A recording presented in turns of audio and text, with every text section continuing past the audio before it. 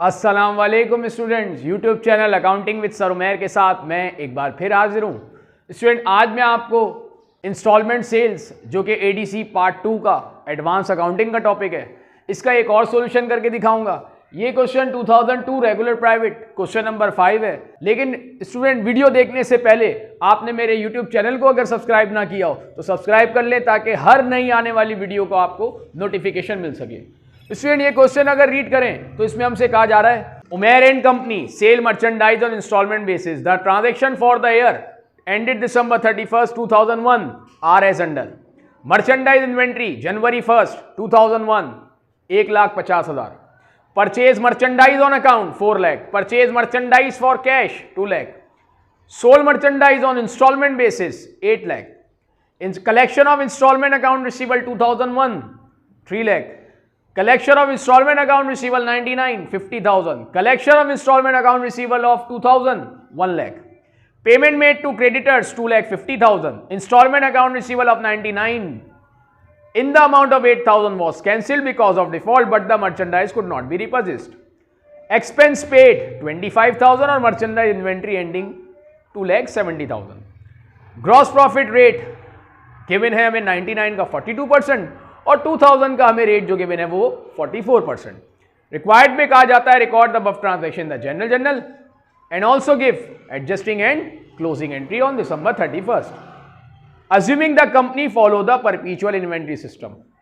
तो स्टूडेंट, ये हमें इंस्टॉलमेंट सेल्स का क्वेश्चन गिवन है और हमें ये परपेचुअल से परफॉर्म करना है। उमेर एंड कंपनी मर्चेंडाइज हमने बिगनिंग इन्वेंट्री है, उसकी तो हम एंट्री पास करते नहीं है। जो ऑन अकाउंट खरीदी 4 लाख की और जो ऑन कैश खरीदी 2 लाख की, ये मैंने टोटल करके एंट्री बना ली। आप चाहें तो इसकी 2 एंट्रीज अलग बना लें। मैंने टोटल करके बना ली, इसलिए मैंने मर्चेंडाइज को डेबिट कर दिया 6 लाख से। वो इसलिए किया क्योंकि परपेचुअल सिस्टम था, पीरियोडिक होता तो परचेज लिखता। कैश पर खरीदी हमने 2 लाख की तो कैश पे कर दिया 2 लाख रुपए, और 4 लाख की ऑन अकाउंट खरीदी तो लाइबिलिटी इंक्रीज हो गई। लाइबिलिटी इंक्रीज हो गई तो क्रेडिट चली गई 4 लाख से। देन हमने मर्चेंडाइज सोल्ड की इंस्टॉलमेंट बेसिस पर 8 लाख की, तो हमने उसकी एंट्री पास कर दी इंस्टॉलमेंट अकाउंट रिसीवेबल डेबिट और इंस्टॉलमेंट सेल्स क्रेडिट। फिर 2001 का जो कि करंट ईयर है, 99 का जो कि प्रीवियस ईयर है और 2000 वो भी प्रीवियस ईयर है। मतलब हमें 2001 में 2001 की भी कलेक्शन हो रही है जो करंट ईयर है, और बाकी जो पिछले 2 साल हैं उनकी भी कलेक्शन हो रही है। यानी इंस्टॉलमेंट की अमाउंट कैरी फॉरवर्ड हो रही है, क्योंकि इंस्टॉलमेंट जरूरी नहीं है कि जिस साल हमने सेल की वो तमाम उसी साल में कलेक्ट भी हो गया हो। वो अगर कैरी फॉरवर्ड हो रही है तो बाद वाले सालों में भी आपको उसकी अमाउंट रिकवर होगी। इसीलिए 2001 में 99 के भी अमाउंट आपको कलेक्ट हो रहे हैं, 2001 का भी कलेक्ट हो रहा है और 2001 का भी कलेक्ट हो रहा है।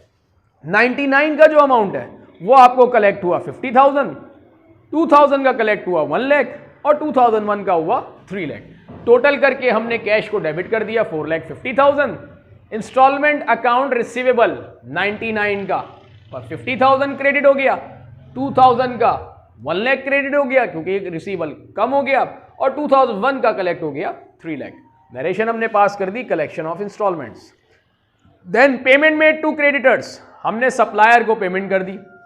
जो हमने सप्लायर से 4 लाख की मर्चेंडाइज ऑन अकाउंट परचेज की थी, उसमें से अब हम उसे 2,50,000 पे कर रहे हैं। हमने एंट्री पास की अकाउंट्स पेबल डेबिट और कैश क्रेडिट 2,50,000। देन हमसे कहा जाता है कि कस्टमर डिफॉल्ट कर गया है।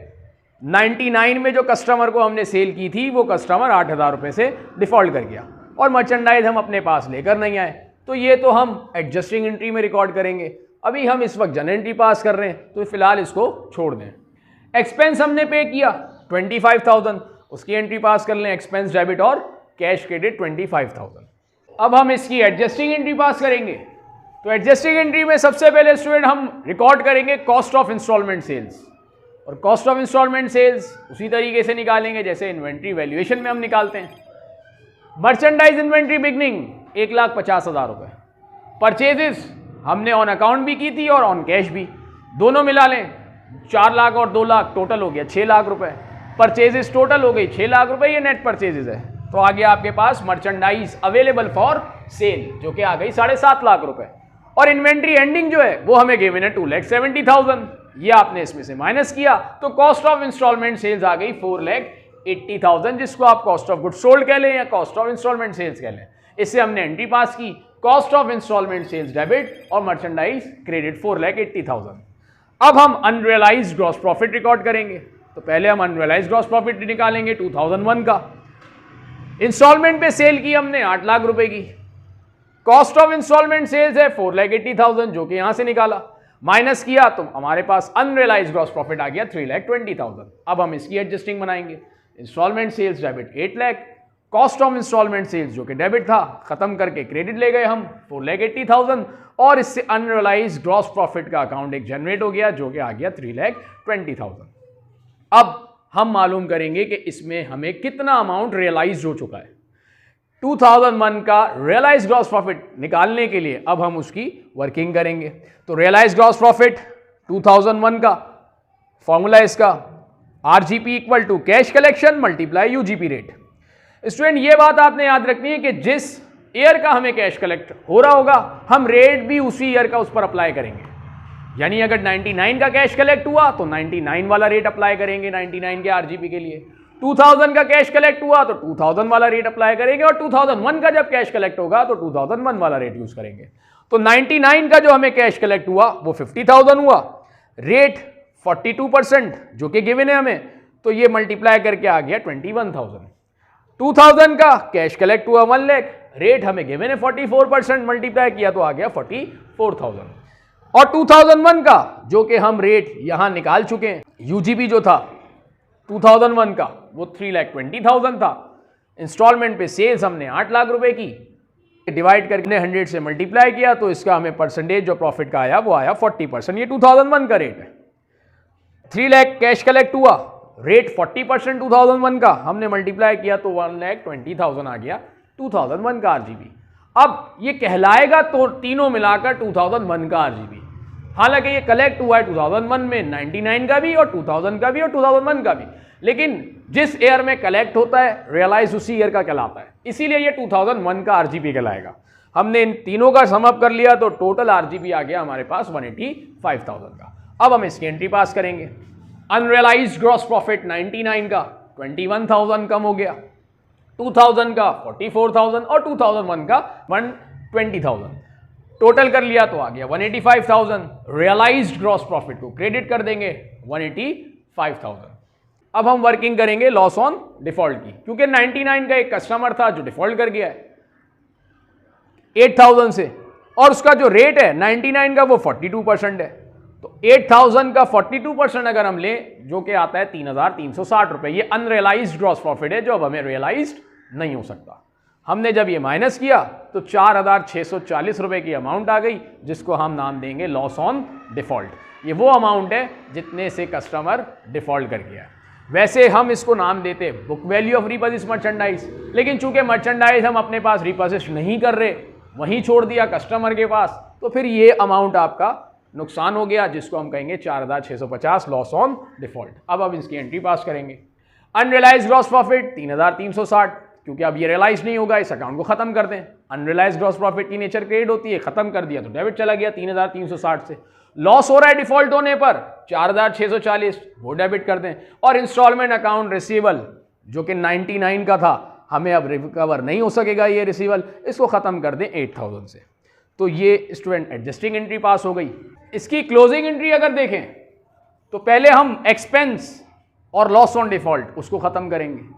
एक्सपेंस डेबिट पर होता है, खत्म करेंगे तो उसको क्रेडिट ले जाएंगे। इसी तरह लॉस ऑन डिफॉल्ट भी डेबिट नेचर है, इसको भी खत्म करके क्रेडिट ले जाएंगे।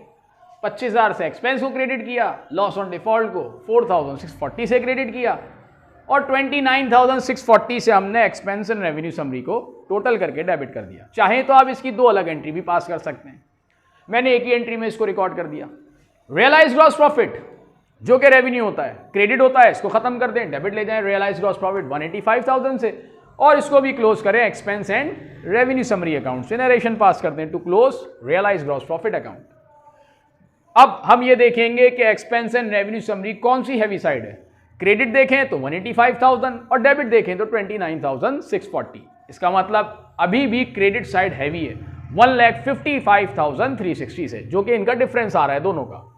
क्रेडिट हैवी इसका मतलब प्रॉफिट हो रहा है, और प्रॉफिट होने से स्टूडेंट आपको ये पता है कि स्टूडेंट जब प्रॉफिट होता है तो हम उस प्रॉफिट को कैपिटल में ट्रांसफर कर देते हैं।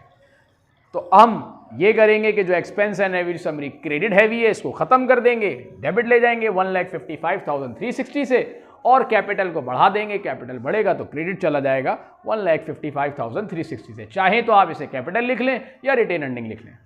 नरेशन पास कर लें, close expense and revenue summary into capital और रिटेन अर्निंग अकाउंट। तो उम्मीद है स्टूडेंट आपको ये कॉन्सेप्ट क्लियर हो गया होगा। नेक्स्ट वीडियो में मैं और सॉल्यूशन के साथ फिर आपकी खिदमत में हाजिर होऊंगा। तब तक के लिए मैं आपसे इजाज़त चाहता हूँ। अल्लाह हाफिज़।